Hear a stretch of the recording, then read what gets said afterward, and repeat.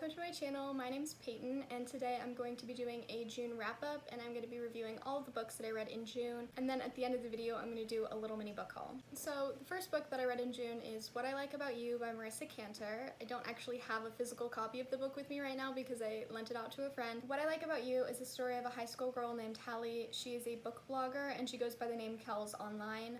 She travels the world with her parents, so she isn't really used to living in one spot for a long amount of time. But after her grandma's passing, she and her brother decide that they're going to move in with their grandpa for her senior year and her brother's sophomore year, I think. Once she starts school in this new town, she finds out that her best friend Nash actually lives there too. The only problem is that he has no idea what she looks like and he doesn't know her real name. I absolutely loved this book. I gave it 4 out of 5 stars on Goodreads. I really didn't love Hallie as a main character because some of the decisions that she made during the book were really frustrating, but I really liked the backstory of her relationship with her grandma. I think it gave a lot more depth to her character and it really explained why she loved books so much. I think that her transition from previously she moved around a lot and she didn't have any friends in real life. All of her friends were people that she had met online. She didn't really speak to them. She didn't really do FaceTime. They just sort of messaged. I think that's a transition from learning how to have online friendships, from having friendships with people that you see face to face, and her struggling between that was really interesting. And I just really loved this book. The second book that I read in June is Tyrannosaurus Rex by Stuart Gibbs. If you've seen any of my other videos, I love the Fun Jungle series by Stuart Gibbs. I think this is like the 7th book. I've read every single one of them this year. I'm really disappointed because this one just came out and I have to wait another whole year before another one comes out, so that really sucks. If you aren't familiar with the Fun Jungle series, it's basically about a boy named Teddy Fitzroy. I think he's 13 or 12, and his parents both work at an amusement park / zoo called Fun Jungle, so he lives on the property, and there's a lot of investigations and mysteries that happen on the property, and Teddy is always the one who solves them. I think that they're really fun to read. They're really easy reads, so I really enjoy them. So in Tyrannosaurus Rex, Teddy's friend Sage is really excited because there is a full Tyrannosaurus skull that they found in their backyard and it's being excavated, and all of the boys are really excited because they're gonna go see it, but unfortunately it's stolen the night before they discover it, even though it weighs like 500 pounds. So Teddy and his friends have to figure out who stole the Tyrannosaurus skull and how they did. As I said before, I absolutely love these books. I think that the mysteries are amazing. I was so shocked with the ending of this book. I had no idea what was happening. I just think they're really fun books to read, so I would totally recommend you read them, even though they technically are kids' books. But I think they're really good. So the third book that I read is Lola and the Boy Next Door by Stephanie Perkins. The reason I picked up this book is because I loved Anna and the French Kiss, and so I was really excited to finish the rest of the series. If you want to know how I feel about this book, I did a whole rant review video on how much I hated it pretty much, so if you want to know my thoughts on it, go watch that video. It's very passionate because I really was so disappointed with this book, so 0 out of 5 stars. But if you want to know my in-depth reasons as to why I really didn't like the plot or the characters or the idea of this book, go watch my rant review. The next book that I read this month is The Couple Next Door by Shari LaPena. The Couple Next Door is a story of Anne and Marco Conti. While they're at a dinner party next door, their baby is stolen from their house. They get thrown into this investigation, and everyone thinks that the parents had something to do with the baby's disappearance. As the investigation goes on, the couple's secrets and their family's secrets sort of start to come out. I was really excited to read this book.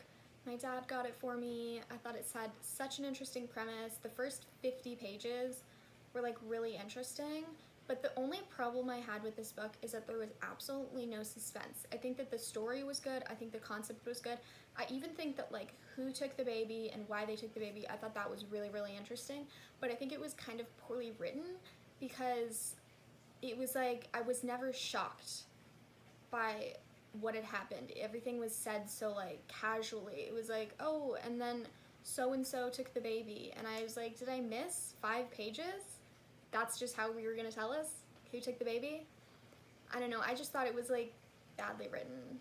A lot of people disagree with me though, which I find really shocking. A lot of people think it's like a page turner. I disagree. I just think there was no suspense, and if you're writing a mystery novel and there's no suspense, there's really no point. I also think the ending was stupid because there was no wrap up to the investigation. It ends on like a cliffhanger, but it's like a bad cliffhanger. So I wouldn't recommend this book. The next book that I read is The Ballad of Songbirds and Snakes by Suzanne. The Ballad of Songbirds and Snakes is the prequel to the Hunger Games series, and it follows an 18-year-old President Snow. For the 10th Hunger Games, they've decided to use graduating seniors as mentors, and President Snow is chosen as one of the mentors, so he's really, really excited for it, but he's given the humiliating task of mentoring the female tribute from District 12. So he just thinks that he has absolutely no chance of winning. I really loved this book. I absolutely love the Hunger Games books, the movies, everything about that trilogy. The only problem I had with this book is that I think it was a little too long. I think that if it was maybe 300, 400 pages as opposed to, yeah, it's like 500 pages. I think that if it was a little bit shorter, it would have been more interesting, just because towards the end, it just feels like there's like a whole period of time where it's like really slow and it's like you're just sort of waiting for action to happen. If you just condensed that a little bit, it would have been a much more exciting read. And I've heard a lot of people have the same feeling and they actually stopped reading it, which is really disappointing to me because the last like 50 pages are like really action-packed and like really, really exciting. So if you are going to read this book, power through. It gets really good at the end. There's just a little bit of time where it's like kind of slow and boring. But otherwise, I think the plot was really good. I feel like Snow having like a backstory makes you sort of understand why he's so evil and why he's such a like crazed dictator, why he hates the district so much. So I feel like you really like understand him more after reading this book, as opposed to in the Hunger Games when you're like, wow, why is this guy so, why is he such a jerk, basically. So I really, really, really liked this book. So the last book that I have to review is The Upside of Falling by Alex Light.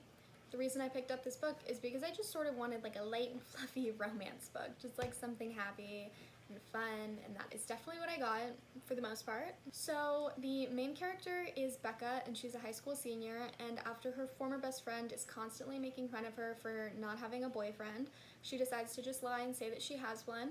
When the high school football captain finds out, he decides that he is going to step in and pretend to be her boyfriend. Over the course of their fake relationship, they start to realize that they have a lot more in common than they had previously thought, and the lines between real and fake begin to blur a little bit. I think this is sort of like a copycat to All the Boys I've Loved Before, but I still really enjoyed it. The story went exactly how I thought it was going to.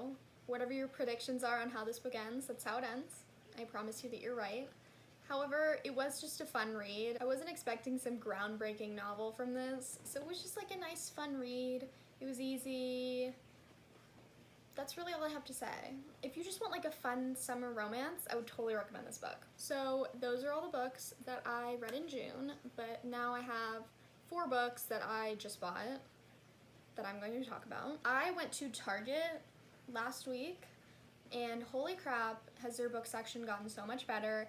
I went there just to browse because I didn't really have anything else to do, and I was expecting to find like celebrity autobiographies, stuff like that, but they actually had really good books. It was like a very good young adult section, so I found more books than I was expecting to. The first book that I picked up was Such a Fun Age by Kylie Reid. So Such a Fun Age is a story of a woman named Alex who was shocked to hear that her daughter's babysitter was confronted by a security guard who assumed that because the babysitter was African American and the child was white, the child was being kidnapped. The babysitter, Amira, is completely shocked and humiliated, and her employer, Alex, really, really wants to help, but Amira is sort of wary of getting help from her. I don't know a whole lot about this book, but I do know that it has fantastic reviews, and I think that the concept is really, really interesting. I also think that the cover is beautiful.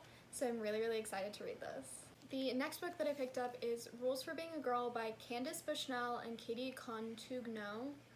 I just found out that Candace Bushnell wrote Sex and the City, so that's really exciting because I really, really like that show. Rules for Being a Girl is a story of a girl named Marin, and she's in high school, and after her teacher unexpectedly hits on her, she decides to write papers for the school newspaper and start a feminist book club, and she ends up finding friends in unexpected places. I picked up this book because it gave me the same vibes as The Nowhere Girls, which I have back there, which is such an amazing book and such an amazing story, so I'm really, really hoping that this one lives up to how much I liked The Nowhere Girls. Also, after finding out that it's the same author as Carrie Diaries and Sex and the City, I'm really even more excited. The next book that I have is What If It's Us by Becky Albertalli and Adam Silvera. What If It's Us?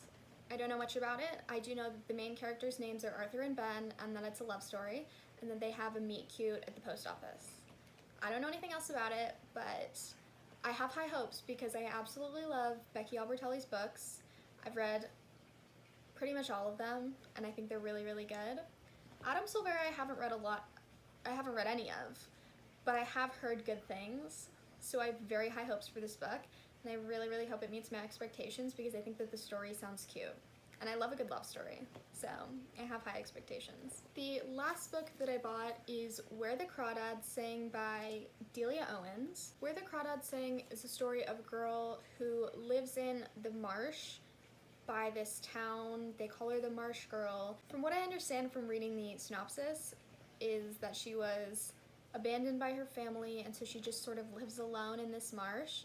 After a star of the high school football team is murdered, everyone just sort of assumes it's her. I read 13 pages of this book, and it's got really unique language, if that makes sense. It's got a unique way of writing that I'm not mad at. It's just very different. So I am really intrigued about this book, and I've heard that it's a fantastic story. So I'm really, really excited to finish this one. I'm gonna add that I am not 100% sure that he's on the football team. I don't know why I thought that, but it was a high school boy who went to the high school who's very popular. I'm not sure if he was on the football team. So those are all my books that I read in June / beginning of July, and the books that I bought at Target. Thanks so much for watching. If you like or hate any of these books, let me know in the comments down below. And my recommendation would be to check out the Target book section because not only did they have a sale, but they also had a fantastic book selection. So I'll leave you with that. Have a great day.